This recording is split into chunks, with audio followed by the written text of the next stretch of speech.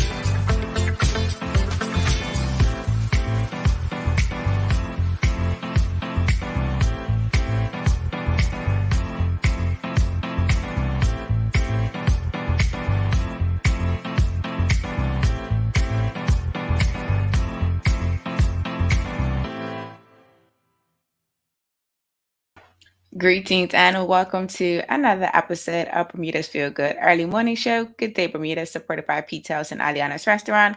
I'm Terri Tuku alongside Jackie Lambert, and we want to thank you for waking up bright and early with us on this Monday morning. Jack, how are you feeling? It's a new week. I feel good. You feel great? I woke up at like 5:30 and I was just like I got all the sleep I needed. It's time to go.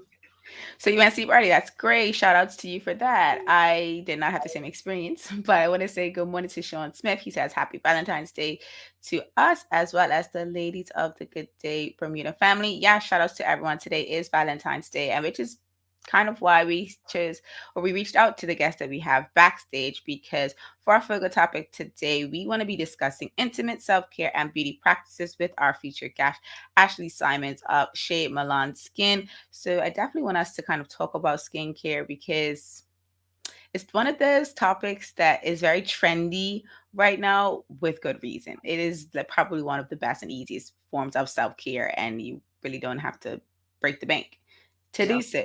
So we're definitely going to be talking with Ashleigh about her products and her business, and make sure you stick around for that. If you're looking for last minute Valentine's Day gift ideas, you're welcome. If you want to laugh to get your morning started, make sure you stick around for our feel good vibe of the day, which is joke time with Jackie. But before we get into that, today is the day after Super Bowl Sunday, and so we want to know, we actually have a question related to Super Bowl Sunday, well, the halftime show really.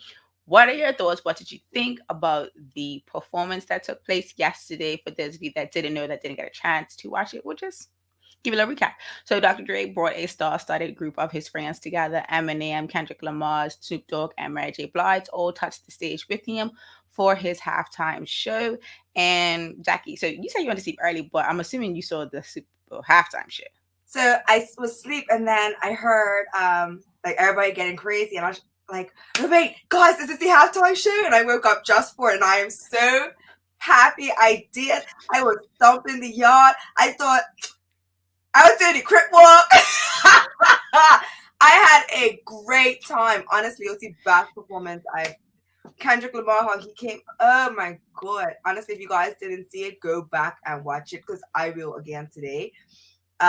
50 Cent coming in upside down like he did in the music video. Eminem, always loved Eminem. He took a knee. Like, honestly, I just can't wait to see the internet today and see how it's Me too. I said that, and that's one of the things too, right? Because it's like, okay, after the Super Bowl, because I really wasn't watching Twitter or social media at all while I was watching the game. I was literally into the game because it was a really good match. If you don't like football, American football, that is, it was a really good game.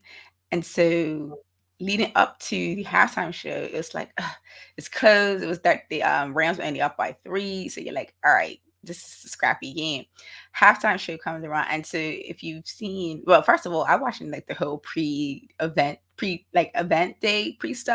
stuff, excuse me, on NBC. And so they were like showcasing the SoFi Stadium, which is in Los Angeles, in Inglewood specifically, and it's just, so I was just watching all of that leading up to the show, and then so to see the halftime performance and to see what they did, because obviously it was nothing on the field before they actually put this together, and then they put together these like block, they look like container homes kind of thing, but they were obviously done studios, sets, and stuff like that. And I didn't know 50 Cent was going to be there. Like, obviously, because they did the major names, and he had this special guest of 50 Cent, and I was like, is he doing all the songs that he produced for the extra artists? Because I was confused at first around why Mary J. Blige was in there. Like I didn't get that part at first. I don't know. I was so excited, and then when he sat down on the piano, and he plays that little. Everyone knows that little song that we all know. So you better show off your skills, sir. I was so excited. I jumped up even more. Like I have to get the videos from my friends to share, but I had the blanket, so I was standing there looking like E.T. like dance because I was cool. And then all the music came on, and I started crip walking. I was doing Mary J. Blige. I was doing it all. She hit the little leg thing. Yeah. So I don't know if people saw on social media, like they had posted one of Mary J. Blige's performances, and when she really gets into it, she starts like doing all of this stuff with her leg, and she like kicks it to the side, kicks to the other side, and she hit only one. She only did one side, but then when she fell, I was like, "Oh, sis, put it all out there." She performed her tail off. I was singing with her, and I was just like, I forgot how hard it is to perform, because I perform karaoke, right? You ain't performed in a while, so you're a little rusty. So I was just like, these lot are still doing this in the later stage in life. And that's another thing that I was thinking about. Like everyone put on a great performance. Like there wasn't one part of the performance that was like one person was better than the other. Like everyone's performance for their song won, and just for their piece of it, like it all was on the same level. Like it wasn't like anyone was a little bit below someone else. It was really, I think my favorite member was Kendrick Lamar's those set. I thought that was dope. It reminded me of like HBCUs. Beautiful chocolate man. I makes me think of white chicks. Beautiful chocolate man. I was sitting down like, do you see how beautiful they are? And then honestly, I haven't seen Eminem in a while, but I didn't realize he had like this birth situation going on. I was like, he look a little different now, sir. Yeah. He's still dressed with the sandy hoodie. Yes. He is through and through.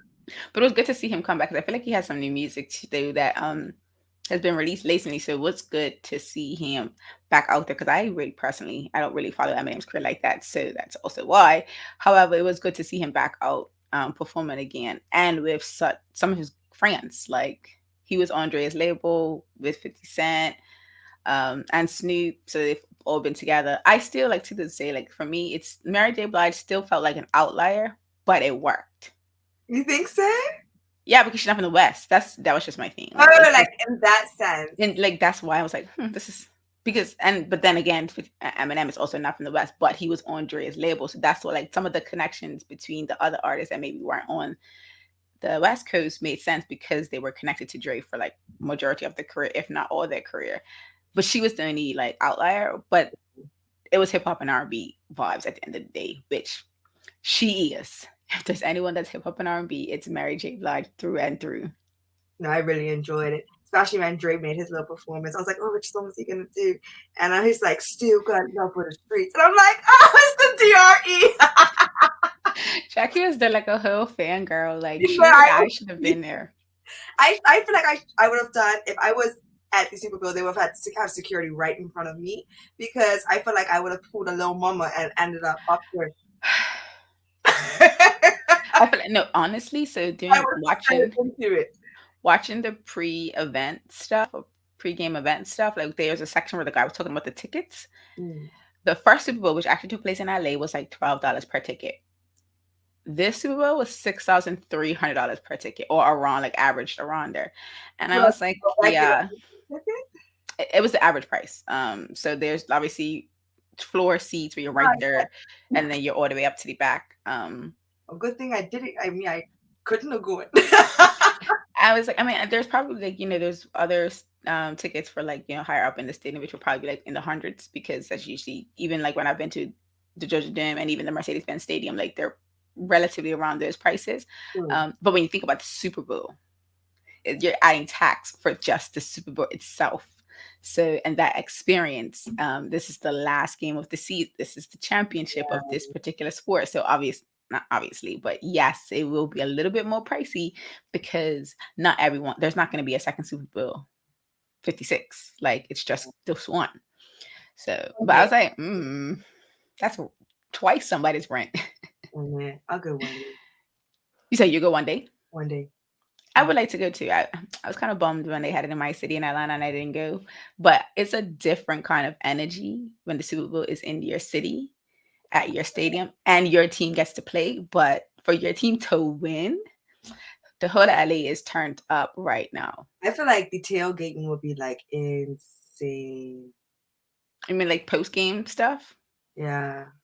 Because beforehand, yeah. Everything. Like I saw some of the footage that they shared. They didn't really have like a tailgate section where I saw in the beginning.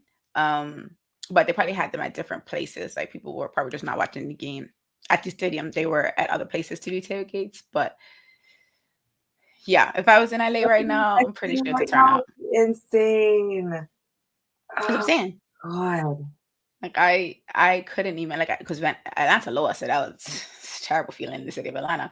But leading up to the Super Bowl, just like all of that energy, yes, there's a lot more traffic, but just all of that, just good stuff happening. It's nothing like it. We won't experience that because Bermuda doesn't have a stadium big enough for us to enjoy. Because there was like 70,000 people in that stadium. Yes, I've been to the stadiums where there's way more people than the people that live in Island Bermuda, and that blows my mind every single time. In one place. Okay, yep. Change my mind. Exactly. I get anxiety for those things. Like when it's time to go and we're gonna walk through with everybody, and everybody's just like, claustrophobia kicks in. I'll be like, hey, no, I'm gonna go to the bathroom. And I'll stand like in the stall. Yeah. Or to die down. Get my last drink. I stole like crazy. You are not making me push through that crowd. Not happening. So yes, things to consider, but all in all, the halftime show for EP156 yesterday was pretty dope. If you didn't get a chance to see it, I do believe they're gonna have it online. Like they had this app that you could download, and they were sending the website of where you can go watch it. So feel free if you haven't seen it to go find it, because as Jacky and I just shared, it was a great moment for history, the music industry, specifically Black artists and hip hop music, because they were center stage on the world's biggest show. With that, Jacky and I are going to take a quick commercial break, and then we'll be back to bring in our guest of the day, which is Ashleigh Simon. She is going to be talking about intimate self-care and beauty practices that we can all begin to incorporate in our lives. So make sure you stick around. Jacky and I will be right back. Same smooth sounds, different name. BCG Radio, home of Bermuda's most engaging morning talk shows, The Daily Hour and Good Day Bermuda. Download the app, available for Android and Apple devices. BCG Radio, your station for conversations and entertainment.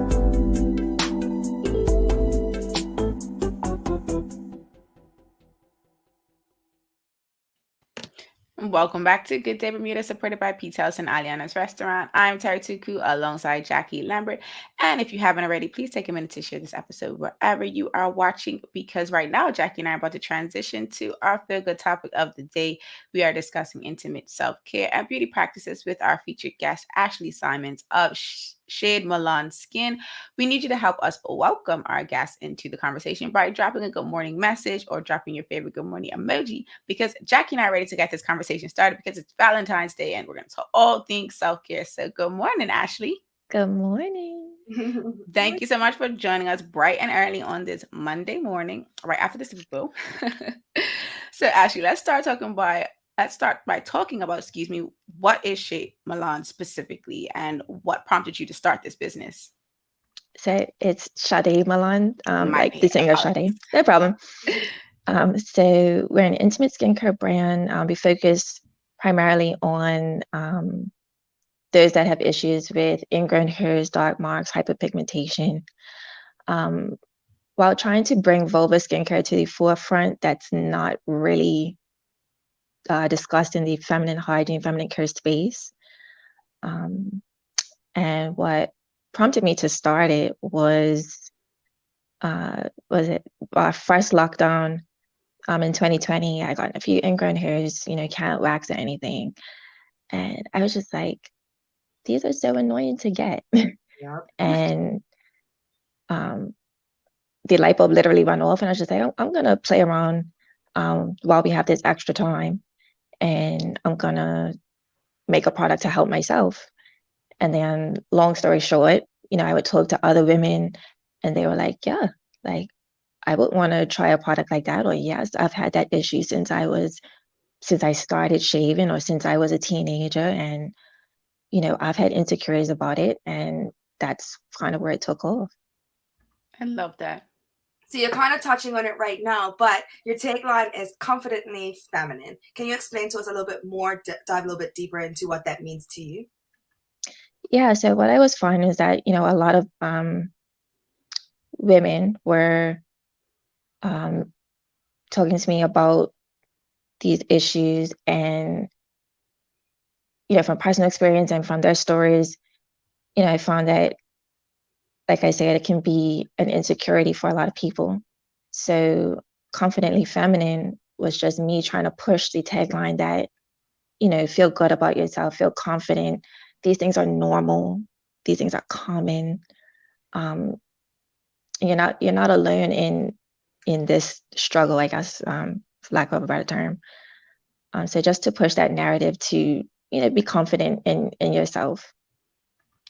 I love that. And one thing, I guess it's really interesting because you mentioned this isn't a topic that's talked about in the feminine hygiene care space often because it feels like, okay, that's my private area. I shouldn't really talk about this.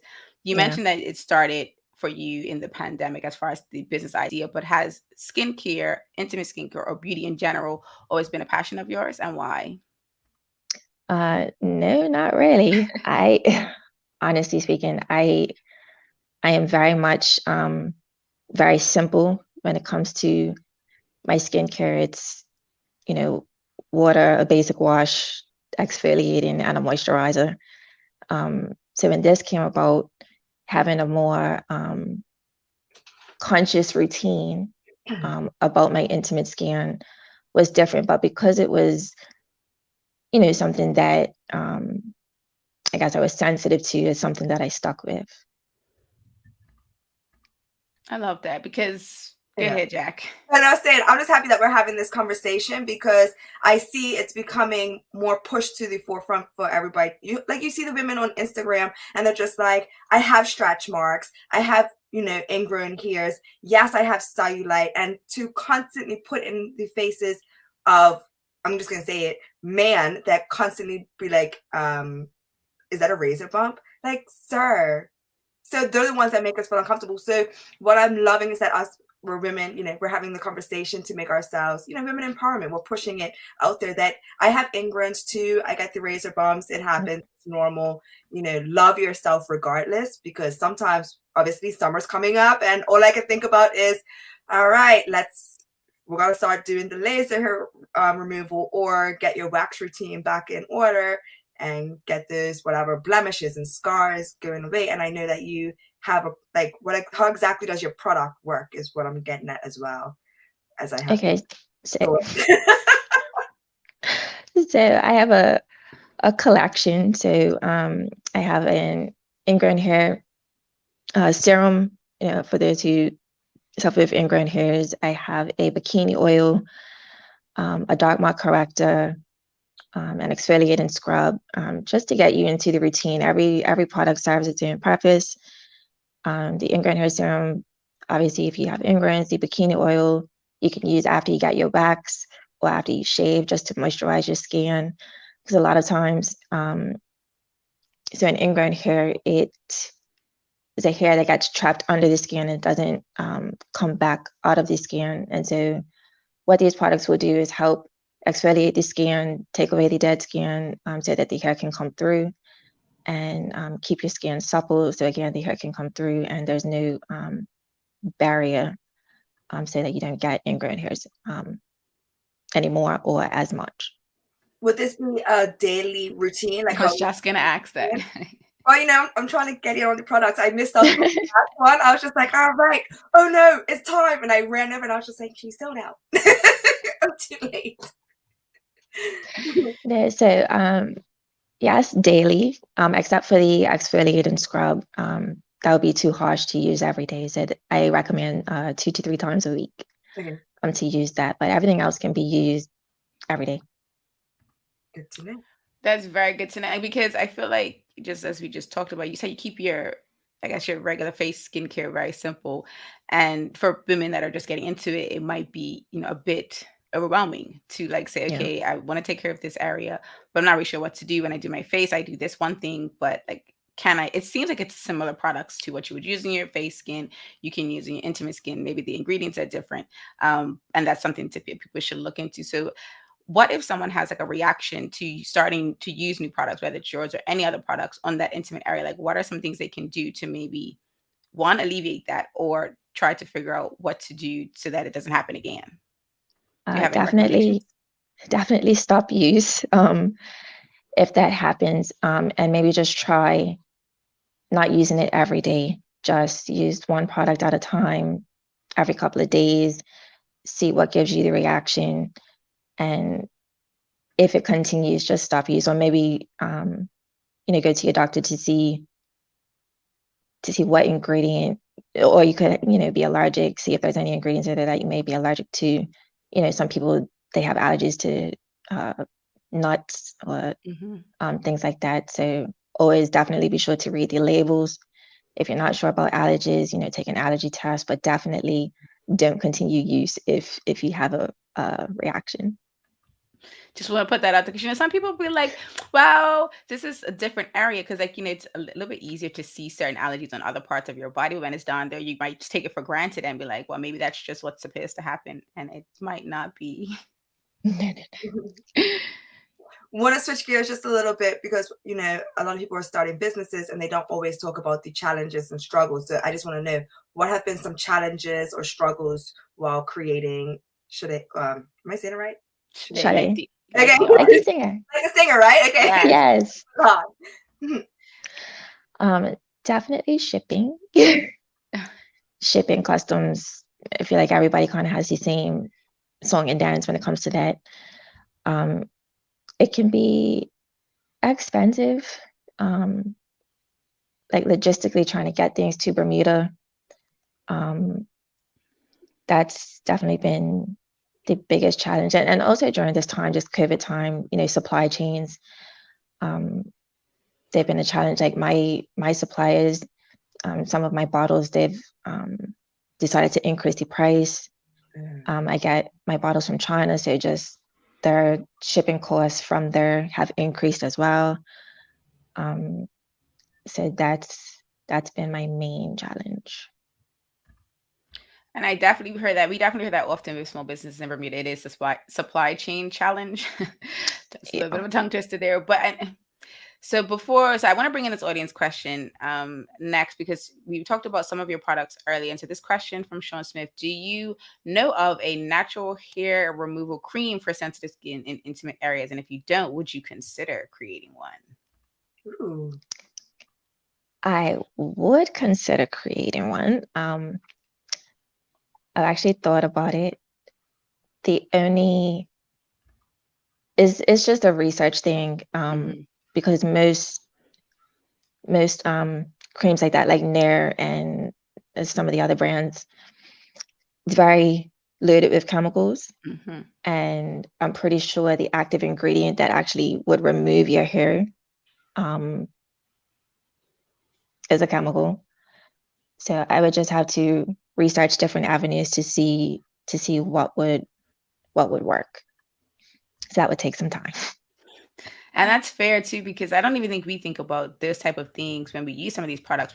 They work, keep it moving, and that's the end of it. But it's like some of that, like if you're looking for something natural, it's not as easy as what people are using on their current business products and stuff like that. So I really appreciate that, because it's like some products you can just start like that, and others take a little bit more time, especially when we're talking about chemicals and putting all of that good stuff together. If you can't make it natural, you can at least maybe find a way to make it smell better. Like they smell so bad. And honestly, I've tried to do it on my legs, my armpits. I'll do it on my bikini line, and I'm just like, I have to sit in this scent, and it'll be nice if you can get one that doesn't burn my senses so much. Because sometimes I smell. I know what you mean. Like, oh, you smell flowers? Not me. Not. I smell nothing. Like you can tell that was a product that was just for that purpose, and they didn't care what it smelled like. There's no love put in it. It's just like, do you love the women that you're creating for? So if that is something that you're thinking of, I am all for being a tester, especially when it comes to smell. Like, Jack, how does this smell? Well, I still have nose here, so that's a good sign. Yeah, like that's what I try to do with all of my products, because what I found was a lot of the ingredient hair products that you see on the market, they're generally geared to men who shave their faces.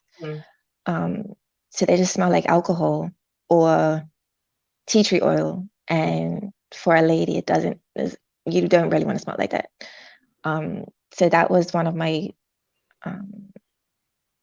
that's what I really put into my products, is a nice scent, so that we didn't have the alcohol smell.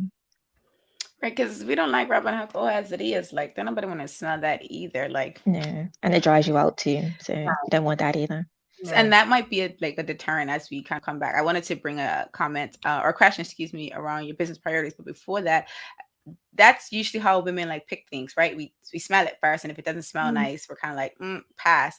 And so if it smells like rubbing alcohol, that triggers something in our mind, like, you know what, I don't know if I want to try this. Yeah. So I think it's great that you not only include your customer base in that process, but you taking that into consideration. As a woman, it's probably a little bit easier for you as a woman, because you kind of know what we want. Yeah. So getting back to some of the business challenges you've had, can you speak on how your priorities may have changed from when you first started till now? Because we're 2 years into the pandemic, so we've kind of maybe seen some changes when it comes to the business. So can you speak on how, if your priorities have shifted, what the shifts have been like? In the beginning, it was just trying to create the products. That's what took me the longest. Just the researching ingredients and taking the time to learn how to formulate natural skincare products and test them a lot of the times on my friends. And so now that I've gotten more of a customer base and people like the products, they're repeat buyers, now I want to get more into, I guess, showing more of the real side of what intimate skin looks like. A lot of the times on social media, you'll see, these picture perfect bikini lines, these perfect blurred out everything. And I want to be able to show, no, this is what normal bikini lines look like. This is what real bodies look like. This is how it is for the average woman. I've had conversations with guys about, them looking, especially during the summer, boat days, beach days, and they're like, what's that? Or they turn their nose up and they see razor bumps or dark marks. I'm just like, this is so normal. And I think they've been conditioned to, think that everyone has these perfect bodies. And I'm just like, it's not the case. So I just want to be able to show more photos and videos and, just real life, and, change that mindset that, these are normal things, and see it. I love that. We love a little mindset shift over here. We definitely do. Oh, for advocating for the natural bodies. I have one. I need to love it. That's it. It's just that simple. I am not a supermodel. I don't have, I don't know how to Photoshop. So I don't even get a good filter half the time. So you're getting this. But let's talk about, the products are out there. You said that it took a while. How long did it take? And while, going through that process, what was one of your, what are some of your favorite moments while starting your business? Let's see. So I started during the first lockdown in 2020. So I started in March, just playing around. This wasn't a business idea. This was just me trying to figure out something for myself. So I didn't really get to the products that I have now till about October, November. So it was a lot of research, a lot of trial and error, a lot of money that went into that development. But some of the highlights were definitely, you know, my friends and people who would test this for me being like, okay, like, you got something here. When you spend so much time on something, so much energy, you don't know how people are going to receive it, if they're going to like it. So when that started to happen, I was like, okay, I'm onto something. And probably one of the biggest highlights for me was when my first launch, my launch in June 2021, I sold out in like 4 hours, I think. And I was at work. I sat in my Job's bathroom and I just cried because I was just like, you, as a small business, you put so much time and energy, but you don't know if you're going to receive it back. And the support that I received, the kindness that I received, the messages, like everyone was just so positive. And I just sat there and cried. That was probably one of the highlights for me. Another highlight was after, it was a couple of months after my launch, I had made a delivery to this older woman. I shouldn't say older woman, she's older than me. And so I saw her sometime later in the grocery store and she stopped me and she was like, you know what, I've been following your page and, you know, I now have conversations with my teenage daughter about these type of things. And I show her your page and I've given her some of the products and I was just like, yes, like that's what I want. Like, I don't want, you know, the next line of girls coming up and being lost or having to figure out things on their own like a lot of us did. And so that conversation was really special because I'm like, okay, she's taking the information that I'm giving on my social media and I'll pass it along to her daughter who, you know, she's learning and she'll be educated now. So that there's two of probably like my top highlights. I love that. And because Jacky and I love a little good generational healing conversation. And I definitely feel like just because, like you said, it is something that has been kind of not talked about. And then to know that there is someone taking the information that you're putting out there and sharing it with someone in their family, that's making it a little bit easier for that person to, one, not feel some of the shame that we felt, and then to like confidently purchase intimate self-care products. Like, because I do feel that there's that other part too. It's like, okay, let me just like hide this part. Like, let me walk around the long way so people don't know that I'm walking to that particular section. Or let me put this in a like tuck it under all these other products so people don't see it. Like, they're not bad products. Like, they're actually really great. But we've just been so conditioned to like, you know, keep that part of our life on the side into the back burner. Now, I wanted to bring in this question from an audience member, because you did talk about, you know, the research and development phase that goes into the first set of products that you have done.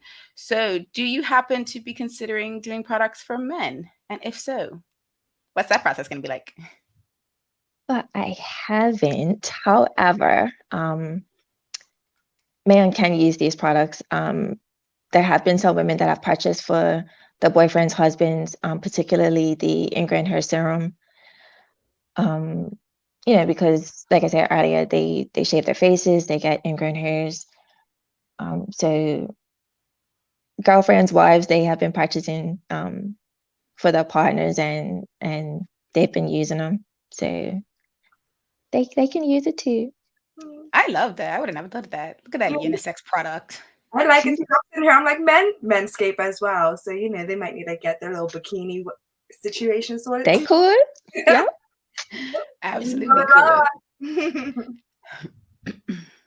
So what's next for your company? What is next? Honestly, just trying to keep up with demand, and I'm not going to be introducing anything new for a little bit. I just want to focus on scaling what I do have and also trying to reach the international markets a little bit more. It's really a challenge from Bermuda, especially with shipping costs. That's what I'm finding people are interested in the products. It's just they find it expensive to get it to them. So just trying to work around those challenges and scale and get bigger. We love that. I'm actually, excuse me, sorry. Clearly, I didn't have enough tea this morning, but I was gonna say, like, I really enjoyed, like, seeing small businesses in Bermuda attempt to scale outside of the island, because we have a limited population, sure, but we're not the only group of women that can benefit from these products. I actually love to hear that that's like a goal for you in your business, because Bermuda can only do so much for you, right? Like, we can only support you as much as we can until it's like, we need you to tap, we need to get you out there. So if we gotta like take stuff in us, we can. Just kidding. We will not do that. Appreciate it. But Ashleigh, we want to thank you for jumping on early with us to talk about this particular topic, because as we mentioned, it's something that we think is important to have a conversation about. And just knowing that your customers are, spreading the word for you on the island also feels like a really good conversation to have. So thank you so much for joining us. Thank you. You're welcome. We hope you have a great day, and we'll hopefully have you on a little later when you've scaled and the men are talking about your product as well. No problem. I will be back. Perfect. We'll talk again soon. Okay. Bye. Bye.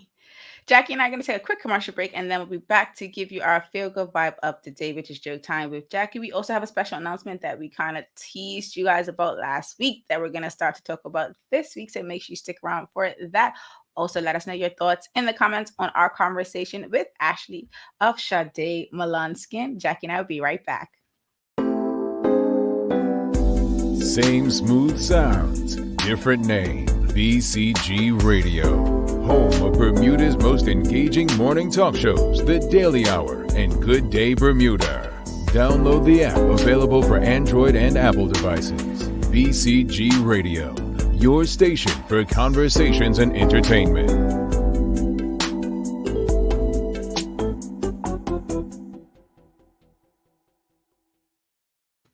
Welcome back to Good Day Bermuda, supported by Pizza House and Aliana's Restaurant. I'm Terri Tuku alongside Jacky Lambert. If you're just joining us, if you haven't had a chance to engage with us, drop in the comments a good morning. Let us know your thoughts on our conversation with Ashleigh Simons of Sade Milan. Let us know if you saw the Super Bowl halftime show and what you thought of it. Jacky, really quickly, 60 seconds or less. What do you think about our conversation with Ashleigh? I love it. I'm excited because it's just like, I have a vagina that I have to keep groomed, and ingrowns are real, especially if you're shaving constantly. Sometimes your routine fumbles and you need something to help pick up the slack. So Sade Milan's gonna be the quarterback of the century. I love how she just tied in that whole football reference, American football reference, like the day after the Super Bowl. She definitely didn't prepare that, but shout out to Jacky for that. I loved the conversation as well. I definitely love talking about things that are slightly taboo, because I feel like if we don't have the conversation, we're never gonna ever feel comfortable talking about this type of stuff. So I'm definitely grateful for Ashleigh for jumping on with us. Like, we whisper about it, so now to be able to talk about it openly and feel confident, like it's real, it's And so even this coming from Carlton Fleming, I was afraid to ask if it was for men, so I'm glad someone else did. Like, even it's really like, it's not just the women that find these type of conversations uncomfortable, men do as well. But it is one of those things, like, the more we talk about it, the easier it'll be for us to have a conversation and let it just be a conversation, not a conversation where we're like, oh, I don't know if someone's gonna ask this question, so should I? So like, I don't want it to be me, and then meanwhile it's me, like, hey, excuse, teach. It absolutely be Jacky. On that note, let's transition to Joke Time with Jacky. If this is the first time you are joining us, Jacky presents these amazingly corny jokes, and I try my best to answer them as cornily as possible. Okay, before I jump what you want to do? So Jody Virgil, one of our guests, as well as Organized Solutions, guest audience, and then Shannon Bradshaw of On Track. It's their birthdays today, so I just want to do a birthday shout out. Happy birthday! Happy birthday to you. Happy birthday to you. Happy birthday. Shout out to the love childs. Right? Like literal love children. Like, this is your season. Everybody should buy you a chocolate. But like tomorrow when it's on sale. All right. Exactly. Be financially smart, kids. All right. What followed the dinosaur? So dumb. A fossil. A fossil fuel. Its tail. I'm so mug. Okay, when do ghosts play tricks on each other? Halloween. On April Ghoul's Day. April Ghoul's Day. That laugh gets me every time. What do sea monsters eat for dinner? Sea monsters eat seashells. Fish and ships. Okay, that was the corniest. That's my favorite. Fish and ships. As we get up out of here, I just want to bring in these last two comments before Jacky and I go. Sean Smith says, it's always wonderful to see young people getting into the entrepreneurial waters. And then Karen Simmons goes on to say, these topics should not be taboo, but normalized. Absolutely agree. And we look forward to bringing you more of these conversations to you all each and every.